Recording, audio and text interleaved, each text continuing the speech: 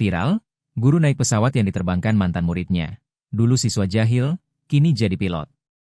Momen haru antara seorang guru dan mantan muridnya yang kini menjadi pilot tengah menjadi sorotan di media sosial. Dalam video tersebut, terlihat seorang perempuan yang merupakan guru tengah berada di dalam pesawat. Ia tersenyum bahagia saat mendengar suara dari kokpit yang ternyata milik mantan muridnya, Wira, yang kini menjadi pilot. Guru tersebut tak menyangka bahwa murid yang dikenal jahil dan tak suka menulis saat sekolah dulu, kini berhasil mewujudkan impiannya menerbangkan pesawat. Tak kuasa menahan haru, sang guru yang diketahui bernama Budians menuliskan sepucuk surat untuk Wira. Surat itu dibacakan lewat video dan berisi ungkapan kebanggaan serta doa untuk sang mantan murid. Setelah pesawat mendarat, momen haru berlanjut saat Wira menyambut gurunya dengan penuh hangat.